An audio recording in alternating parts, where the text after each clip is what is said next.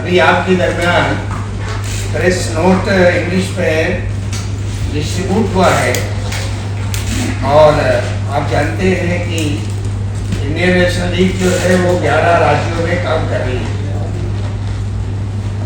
हमारे केरला के board minister Akhil Bharatiya महामंत्री ने और एलडीएफ सरकार में मंत्री हैं। हमारे बगल में बैठे डॉक्टर बशीर अहमद खान जो मुस्लिम लीग के संस्थापक लीडर रहे हैं उत्तर भारत में, वो आज इंडियन नेशनल लीग में शमूलियत अख्तियार करेंगे। तीनों यूनिवर्सिटी के वाइस चांसलर रहे, बहुत बड़ी शख्सियत नॉर्थ इंडिया में राजनीतिक एकेडमिक। आपके सामने आपके पास हैंड आउट है, बेसिक बातें उसमें आ गई। सबसे पहली प्राथमिकता जो है हमारी है, प्रायोरिटी है देश में लोकतंत्र और संविधान का राज बाकी रखना। जो परिस्थितियां हैं देश में, आप जानते हैं इस समय जो सरकार है तो देश में फांसीवाद को बढ़ावा दे रही है। नए संसद के उद्घाटन से लेकर और जो उसकी जमीन का प्रारंभ हुआ, जिसे भूमि पूजन भी कहते हैं, वो हम तो समझते हैं लोकतांत्रिक मंदिर के निर्माण में कोई पूजा पाठ की गुंजाइश नहीं है। ये धर्मनिरपेक्ष लोकतंत्र है, लेकिन उसमें भी हमारे महामहिम को ना बुलाना, रामनाथ कोविंद को और बादहू तत्पश्चात उद्घाटन में आदिवासी विधवा महामहिम को न बुलाना, ये द्योतक है, indicator of dominance of Hindutva force in the country. जाहिर है हम देश में लोकतंत्र की स्थापना के लिए, धर्मनिरपेक्ष लोकतंत्र की स्थापना के लिए वो सब कुछ करेंगे जो इसको संस्थापित करता हो और फांसीवाद को देश में बढ़ने से रोकता।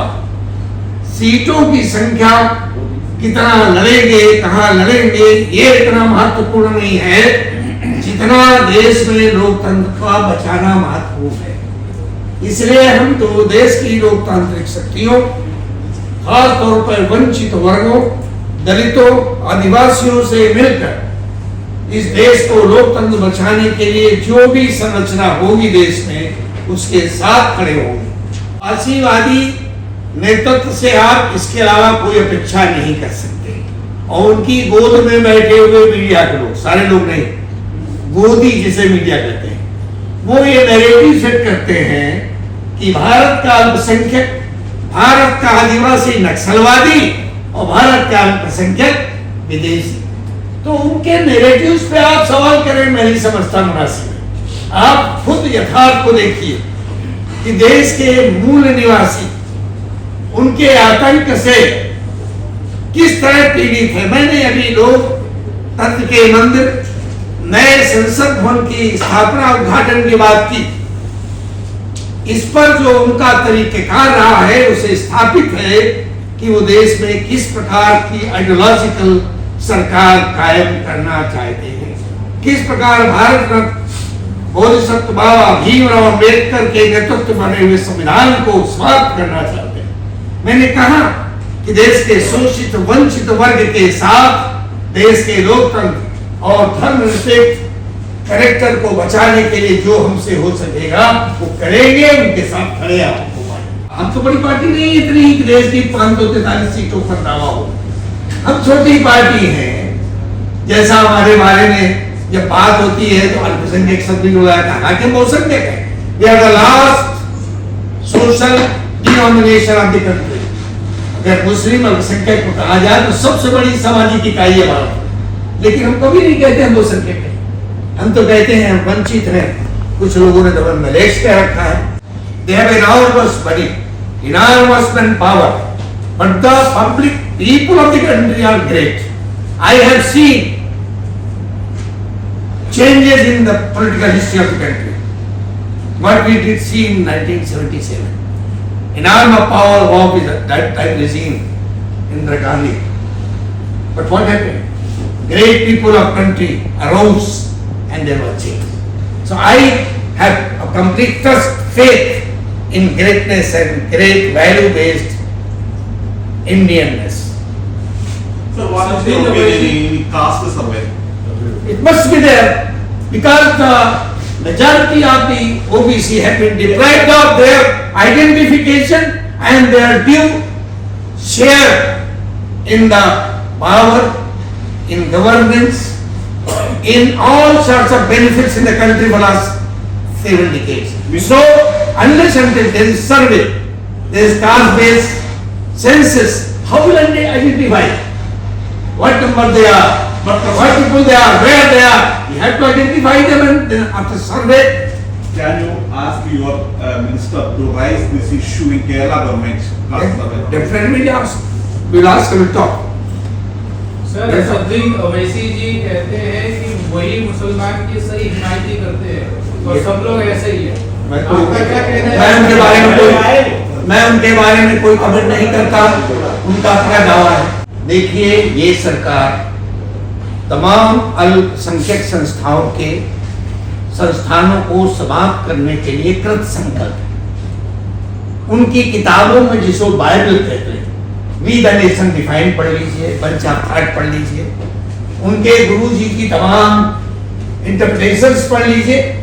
उन्होंने देश में अल्पसंख्यकों, आदिवासियों, अम्बेडकरवादियों को समाप्त करने का संकल्प ले रखा है। वो तो करेंगे। कल के धरने में हमारे प्रोफेसर बशीर अहमद खान की अध्यक्षता में धरना था, यहाँ बैठे हुए हैं। हम संघर्ष कर रहे हैं लोकतंत्र को बचाने और फांसीवादी ताकतों के इरादों को न सफल करने। जब 100 साल पूरे हुए थे तो उन्होंने ये कहा था कि अलीगढ़ इज मिनी इंडिया, और ये कहा था कि अलीगढ़ के जो वारिस हैं पूरी दुनिया में, हर शहर के अंदर, इंग्लैंड में, अमेरिका में, अफ्रीका में, साउथ अरब कंट्रीज में और हिंदुस्तान के हर शहर में अलीगढ़ रोड वाइज एसोसिएशन है। अभी 17 अक्टूबर आ रहा है फाउंडर डे, जिस पर अलीगढ़ सनसेट डे मनाया जाता है। तो अलीगढ़ जो है वो हिंदुस्तान के लिए कैसे है, लाइबिलिटी नहीं है। एक तरफ ये कहा जाता है कि सब मुसलमान पढ़ते नहीं है, और अगर मुसलमान पढ़ना चाहते हैं, एजुकेशन हासिल करना चाहते हैं, प्राइम मिनिस्टर ने कहा था कि साथ एक हाथ के अंदर कंप्यूटर होना चाहिए, एक में कुरान होना चाहिए।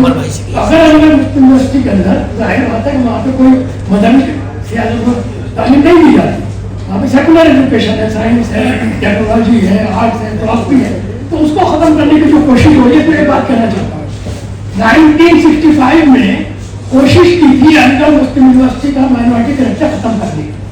उस वक्त थे मिस्टर मोहम्मद अली करीम भाई छाविला। अब एक बात और अजीब एनोमली है, मोहम्मद अली करीम भाई छाविला एक बार Muslim throughout his life, but when he died तो उन्होंने भी ये कहा कि साहब मुझे दफन न किया जाए, बरियल न किया जाए, बल्कि मेरा क्रीमेशन किया जाए। तो बहरहाल अलीगढ़ यूनिवर्सिटी, मैं आपके सामने बैठा हूँ, I was the president of the students union 1965 and I was also president of Indian National or the erstwhile National Council of University Students of India. I represented Indian students in Australia, European countries, etc. But they wanted to finish the character of the Aligah. At that time I was arrested, and then they wanted to change the character of the university. And after that we were rusticated, we were sent to jail. Even you are now the present governor of Kerala, Arif Muhammad Khan. After me, he was the president of the students union, he was also rusticated from the university, he also sent to jail.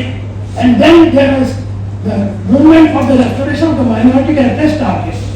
And the government of India in 1981, they accepted that Aligढ़ Muslim University is a minority institution, and then afterwards their act was passed, the big act, the Aligढ़ Muslim University had the autonomy.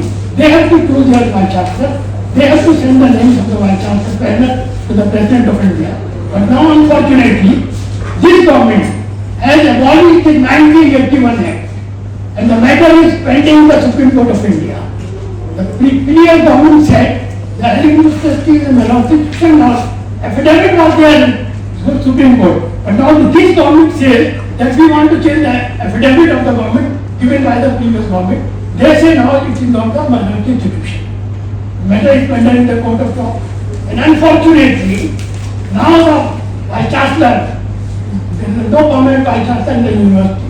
The previous vice chancellor, Mr. Tariq Mansoor, now he is the vice president of Bharatiya Janata Party, and he has been nominated as the MLC, member of the Legislative Council of the UP. And and I think it's the degradation of the post of the Vice Chancellor, it's the degradation of the Aligarh Muslim University. Previously we were having our former Vice Chancellor as the governors and the Vice President, the President of India. Now the Vice Chancellor is simply one MLC of Bharatiya Janata Party. So this university, unfortunately, is by proxy is being ruled by the Vice President of the Bharatiya Janata Party. And there was a dharna yesterday, I think, and 17th October we will observe the Sacred Day and the Save Aligarh Muslim University. Save AMU Day. And I also want to say one thing, that our President of INA has recently said that now there is a change to save the democracy. Now recently, day before yesterday, there was a statement by UP Chief Minister and the Chief Minister of Assam that anybody who will disagree and who will oppose the present policy of the Government of India about Palestine, we will send them to jail. How can they say it? How can they say it? If anybody who will oppose the present policy of the government, we will send them to jail. Is it democracy? लोकतंत्र का तो सुंदरता ये है कि सरकार की गलत नीतियों को आलोचना करना ये महान जनता का अधिकार है। वो कहते हैं यूपी का मुख्यमंत्री कहता है कोई अगर सही सहमत नहीं तो हम जेल भेज देंगे। सर स्टूडेंट पैदल मार्च करते हैं, अपनी बातें रखने की कोशिश करते हैं, चांसलर मिलने का मौका नहीं देते, उन पर मुकदमे लगाए जाते हैं, कैसे बचे की सब? मैं आपको बताऊं, मैं खुद वहां गया था अलीगढ़ में, हम we wanted to meet the acting vice chancellor. He is the vice chancellor now, who is acting as the vice chancellor of the university. He is not a permanent vice chancellor. We wanted to meet him. I was there. I have been the vice chancellor of Indira Gandhi National University, and there was a former minister of UP, Dr. Masood. He was there.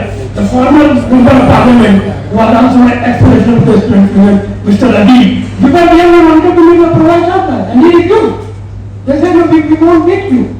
So these are two very important issues. The Aligarh Muslim University, it is not only a simple university. I want to say they want to abolish the autonomy of the university. Not only Aligarh. They want to finish the autonomy of all the universities. Whether it is Aligarh University, whether it is JNU, whether it is the Delhi Students' Union, they want to crush the voice of the students. Unfortunately, there is no students' union in Aligarh Muslim University. There is no students' union in JNU, no election for the last few years. There is no students' union in Jamia Millia Islamia. So this is what they want to create the voice of the students, the younger generation. And since Mahatma Gandhi, Pandit Jawaharlal Nehru, Indira Gandhi, they all supported. There is a UN resolution also that there should be a sovereign Palestine state. The default state of the Palestinians now, no sovereign state. So an Indian, and I think our president is here, this is the policy of Indian National League also, that we support that there should be an autonomous and sovereign state of Palestine in their own land. And this blockade of the Gaza Strip, there is no water there is no food, there is no medicine, and we also oppose that the killing of the children, the killing of the women, whosoever it does, anybody. If the war is a war crime, you can't kill the women, you can't kill the children. So we appeal that the government of India should use their influence to stop this genocide of the Palestinians, and this war should come to an end. Aligarh Muslim University में मुसलमानों के लिए reservation नहीं है, हिंदुओं को बता दीजिए। Aligarh Muslim University में there is no reservation for Muslims. तो आगे SC/ST के अंदर क्या बात करते हैं? SC/ST गवर्नमेंट ऑफ इंडिया क्या कहती है? If you are a Buddhist, तब आपको मिलेगा क्या कहते हैं reservation. If you are Hindu, you will get the reservation. But if you become a Muslim or Christian, you lose the reservation right. What is this? If there is a reservation of SC/ST in Aligarh Muslim University, it will indirectly means there is no reservation for Muslims in AMU, but there will be reservation for Hindus. Because SC/ST will be non-Muslims. So how can it be? Central university तो है, central university है, तो central university के मायने ये नहीं है, BSU है, फर्क है दोनों में। BSU सुनिए, BSU के अंदर एमपी है, BSU के अंदर ये साधुओं को पैसे दिए जाते हैं, इसी तरह अलीगढ़ यूनिवर्सिटी में मस्जिदें हैं, उनको पैसे दिए जाते हैं। तो आप उसको अलीगढ़ मुस्लिम यूनिवर्सिटी को और BSU को ऑर्डिनरी यूनिवर्सिटी नहीं समझ सकते। These are two special universities. मैंने कहा था हम भारत में एक सामाजिक सबसे बड़ी इकाई है, उसके बाद में बहुसंख्यक नहीं कहते और हमें लोग अल्पसंख्यक कहते हैं। हम उस पर विश्वास नहीं करते। वो इसी बात को तो क्या 21 सेंसस होना चाहिए, 2 साल हो गए, आप सेंसस कराइए, जातिगत जनगणना कराइए, अपने आप सब सामने आ जाएगा कि आरएसएस का मिथ्या सही है या वास्तविकता क्या है। मैंने अभी कहा फिलस्तीन के बारे में एक sovereign independent Palestine state must be established. This is the only solution of the conflict. अभी हमारे रिस्पेक्टेड बशीर साहब इंडियन नेशनल लीग की सदस्यता स्वीकार कर रहे हैं। उसका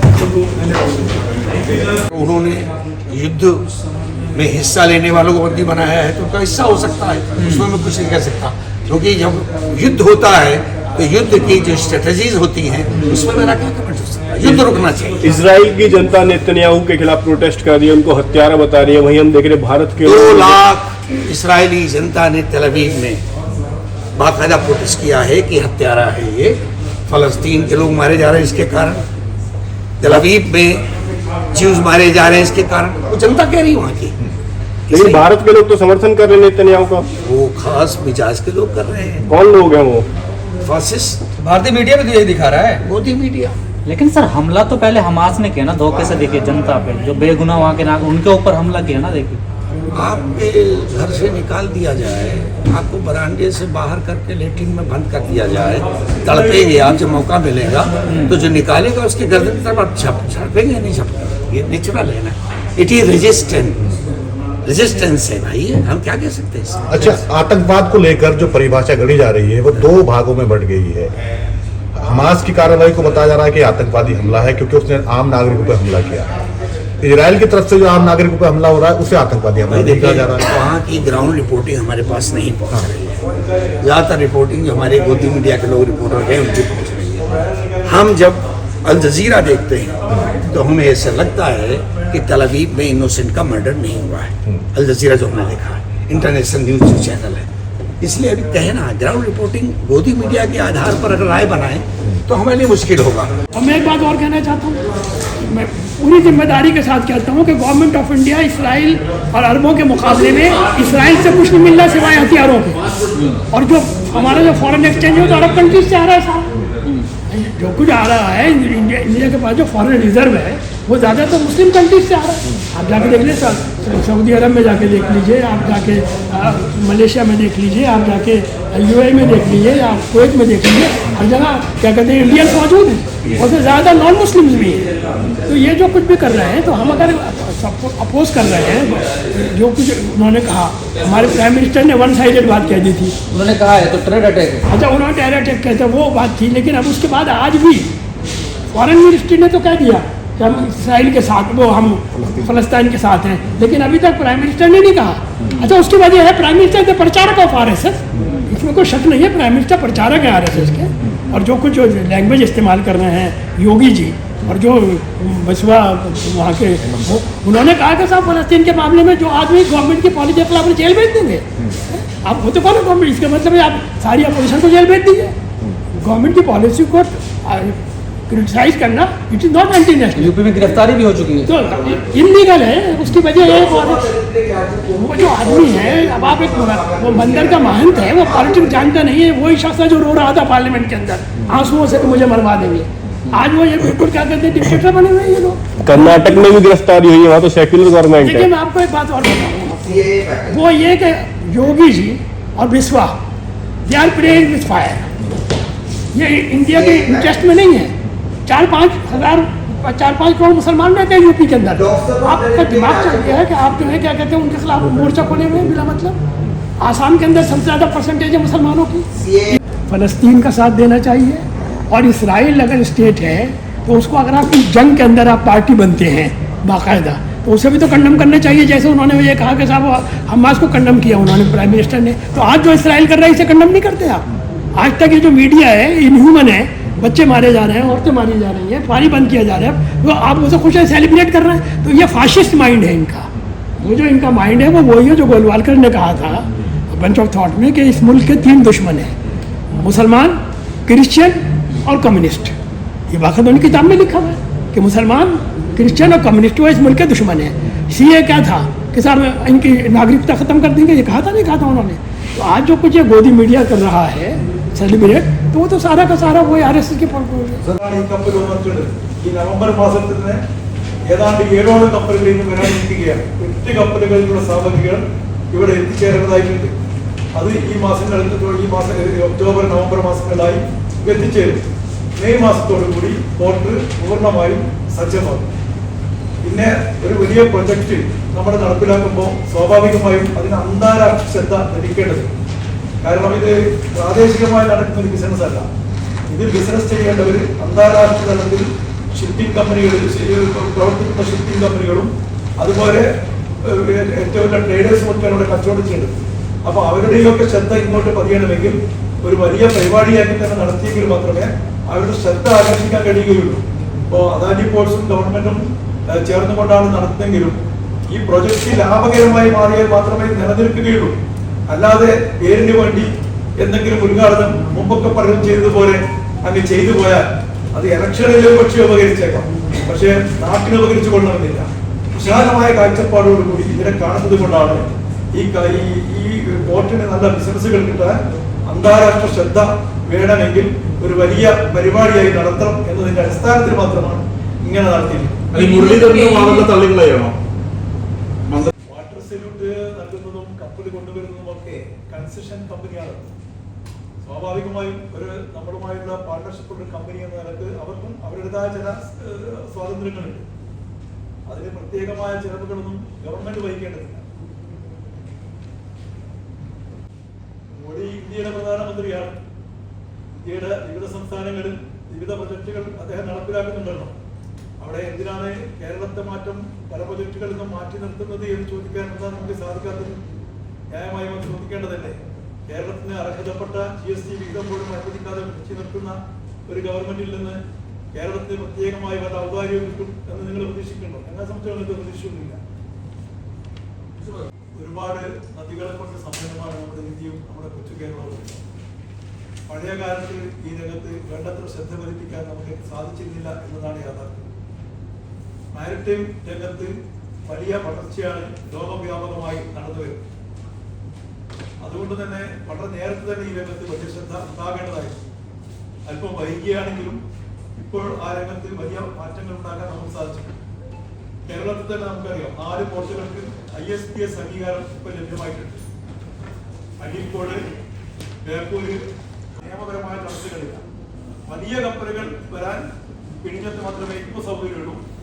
മറ്റ് പോർട്ടുകളും ടെസ്റ്റിംഗ് നടത്തി ആഴം കൂട്ടാൻ ശ്രമങ്ങൾ നടത്തി വരികയാണ്.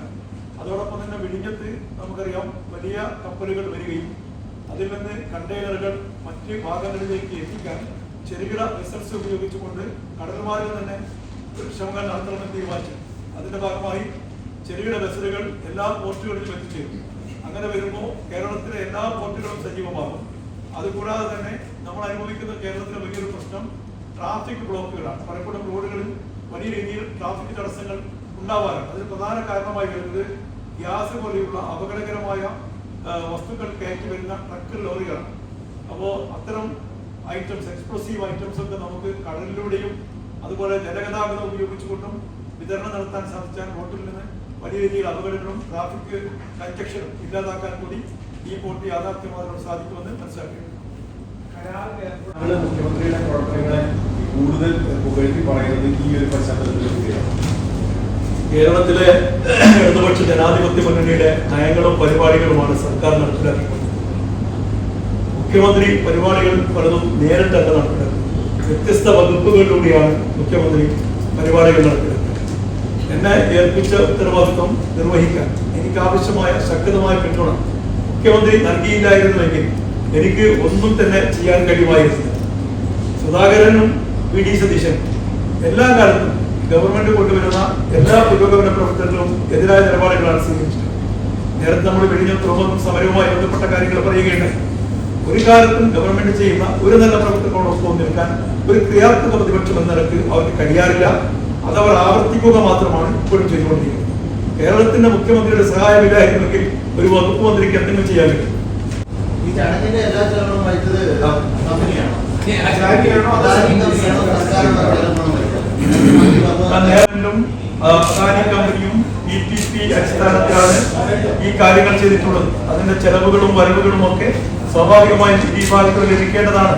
നേരത്തെ ഉള്ള UDF സർക്കാരിന്റെ കാലത്ത് ഒപ്പുവെച്ചപ്പോൾ ഞങ്ങൾ എതിർക്കാനുണ്ടായ ഒരു കാരണം സ്വാഭാവികമായും ഇരുകൂട്ടർക്ക് ലഭിക്കേണ്ട വിഹിതം കൃത്യമായി ഗവൺമെന്റ് ലഭിക്കുന്നില്ല എന്നതുകൊണ്ടായിരുന്നു. ഇപ്പോൾ ഇരു വിഭാഗവും ആണ് ആ ചെലവ് വഹിക്കുന്നത്. വലിയ കുതിച്ചുചാട്ടമാണ് ഇപ്പോൾ കേരളത്തിൽ വന്നുകൊണ്ടിരിക്കുന്നത്. ലോകഭൂപടത്തിൽ ഇന്ത്യയിലെ അടിയാളത്തിൽപ്പെട്ട സംസ്ഥാനമായി കേരളം മാറി. അതിന് പ്രധാനപ്പെട്ട ഒരു കാരണം ടൂറിസ്റ്റുകളെ സംബന്ധിച്ചിടത്തോളം നമുക്കറിയാം, അവർ പോകുന്ന സ്ഥലത്ത് സമാധാനപരമായ ഒരു അന്തരീക്ഷമാണ്. ഇപ്പൊ പഴയതുപോലെ കാശ്മീരിലേക്ക് പോകാനല്ല ആളുകൾ ആഗ്രഹിക്കുന്നത്. പച്ചത്തുരുത്തുള്ള നമ്മുടെ കൊച്ചു കേരളം ഏക ആകർഷണീയമാവുകയാണ്. കാരണം സമാധാനപരമായ അന്തരീക്ഷം, ഇവിടെ വർഗീയ കലാപങ്ങളില്ല, ജാതി സംഘടനകളില്ല, രാഷ്ട്രീയ സംഘടനകളില്ല. ആളുകൾക്ക് സുഗമമായി വരാനും പോകാൻ ഏത് പാതിരാത്രിയിൽ ഇറങ്ങി നടക്കാൻ സാധിക്കുന്ന ഒരു കൊച്ചു സംസ്ഥാനമായി കേരളം മാറിയിട്ടുണ്ട്. അതുകൊണ്ട് തന്നെയാണ് കൂടുതൽ ടൂറിസ്റ്റുകൾ ഇങ്ങോട്ട് ആകർഷിക്കപ്പെട്ടുകൊണ്ടിരിക്കുന്നതെന്നാണ് ഞാൻ മനസ്സിലാക്കുന്നത്. അതോടൊപ്പം തന്നെ നമ്മൾ മനസ്സിലാക്കാത്തൊരു യാഥാർത്ഥ്യം, നമ്മളൊക്കെ ധരിക്കുന്നത് ഇന്ത്യ രാജ്യത്ത് ഏറ്റവും കൂടുതൽ 5 നക്ഷത്ര ഹോട്ടലുകളും സൗകര്യങ്ങളും ഉള്ളത് ന്യൂഡൽഹിയിലോ അല്ലെങ്കിൽ ബോംബെയിലോ ഗോവയിലോ ഒക്കെയാണ്. പക്ഷെ ആ ധാരണ തിരുത്തിക്കൊണ്ടുള്ള കണക്കുകൾ പുറത്തു വന്നിരിക്കുന്നു. 46 5 സ്റ്റാർ ഹോട്ടലുകളാണ് കേരളത്തിൽ മാത്രം ഇപ്പം പ്രവർത്തിക്കുന്നത്.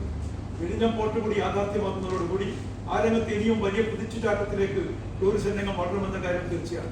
5 സ്റ്റാർ ഹോട്ടലുകൾ മാത്രമല്ല, വ്യത്യസ്ത വരുമാനത്തിലുള്ള ആളുകളാണ് ടൂറിസ്റ്റുകളായി വന്നിറങ്ങുന്നത്. അപ്പോൾ അവർക്ക് 3 സ്റ്റാർ ഹോട്ടലുകളും 4 സ്റ്റാർ ഹോട്ടലുകളും ആവശ്യമായിട്ട് വരും. ചിലർ ആഗ്രഹിക്കുന്നത് കുന്നിൻ പ്രദേശങ്ങൾ റിസോർട്ടുകളിൽ താമസിക്കാനാണ്. അവർക്ക് അതിനുള്ള സൗകര്യങ്ങൾ ഏർപ്പെടുത്തേണ്ടി വരും. അപ്പൊ ഈ പോർട്ട് യാഥാർത്ഥ്യമാക്കുന്നതോടുകൂടി ഈ ടൂറിസം രംഗത്ത് വലിയ കുതിച്ചുചാട്ടം ഉണ്ടാകുന്ന കാര്യം തീർച്ചയായും നിരവധി പദ്ധതികളാണ് ഈ ഗവൺമെന്റ് യാഥാർത്ഥ്യമാക്കിക്കൊണ്ടിരിക്കുന്നത് എന്ന് നമുക്കറിയാം.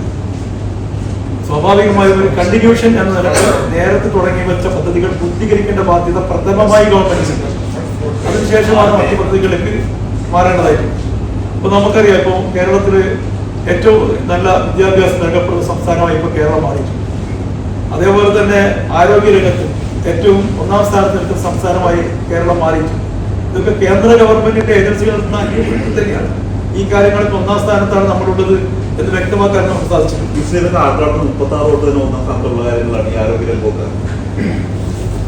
7 വർഷം പിന്നീട് സർക്കാർ അപ്പോഴും ഒരു അതിന്റെ വ്യത്യാസം നമ്മൾ മനസ്സിലാക്കണം. കേരളത്തിലെ ആരോഗ്യ രംഗത്ത് പണ്ടുകാലങ്ങളിൽ നമ്മുടെ ഒരു പാവപ്പെട്ട ഒരു ആശുപത്രിയിൽ പോയി കഴിഞ്ഞാൽ അവിടെ ഡോക്ടർമാരെ സീറ്റ് എഴുതി കൊടുക്കും, പുറത്തേക്ക് അവിടെ മരുന്ന് ലഭ്യമല്ല.